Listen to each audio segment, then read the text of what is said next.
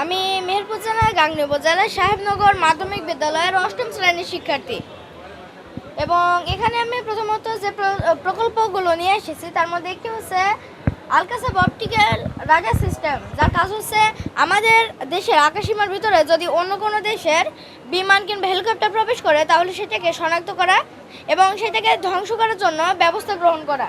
এর জন্য আমরা আলাদাভাবে সফটওয়্যার তৈরি করেছি। আর আমাদের এই অপটিক্যাল রাডারের রেঞ্জ হচ্ছে 10 কিলোমিটার এবং 10 কিলোমিটার রেঞ্জের ভিতরে যদি কোনো শত্রুপক্ষের বিমান আসে তাহলে সেটি শনাক্ত করতে পারবে।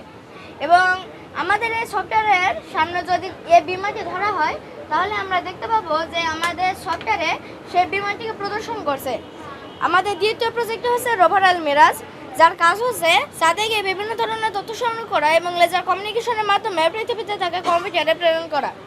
এখানে আমরা একটি 180 ডিগ্রি অ্যাঙ্গেলের নাইট ভিশন ক্যামেরা ব্যবহার করেছি, যেটি চাঁদে বিভিন্ন ধরনের তথ্য সংগ্রহ করবে।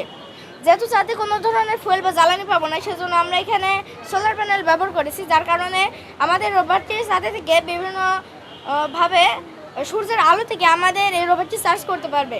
এছাড়াও আমাদের এই রোভারটিতে আমরা থার্মোমিটার, স্পেকট্রোমিটার, ড্রিল মেশিন সব বিভিন্ন উপাদান এখানে ব্যবহার করেছি।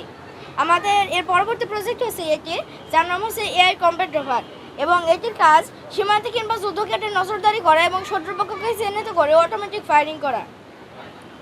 আমাদের এটি প্রজেক্টকে ম্যানুয়ালভাবে নিয়ন্ত্রণ করা সম্ভব। এটির মাধ্যমে আমাদের সেনাবাহিনী বর্ডার গার্ড তারা সেফ জোন থেকে যুদ্ধ পরিচালনা করতে পারবে। এতে তাদের প্রাণচুকের আশঙ্কা অনেক কমে যাবে এবং ভবিষ্যতে আমি এটিতে only criminal detection and firing system যোগ করতে যাচ্ছি, যার ফলে কোনো স্বৈরাচার শাসক ইচ্ছা করলেও সাধারণ জনগণের উপরে গুলি চালাতে পারবে না। সত্যি খুব ভালো লাগছে যে বাংলাদেশ ইসলামের ছাত্র শিবিরের আয়োজিত আজকে এত বড় একটি সায়েন্স ফেস্টে উপস্থিত হতে পারে।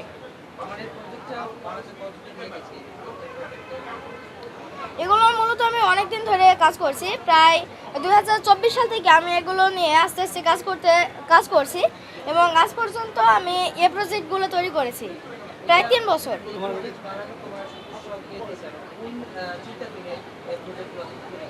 যখন বিশ্বের অন্যান্য রাষ্ট্রগুলো রকেট উৎক্ষেপণ করতো কিংবা চাঁদে মিশন পরিচালনা করতো, আমি সেই বিষয়ে লক্ষ্য রাখি এবং তাদের রোভার, রকেট এগুলো দেখে আমারও মনে উৎসাহ জাগে যে আমি এ ধরনের রোভার বা রকেট তৈরি করব।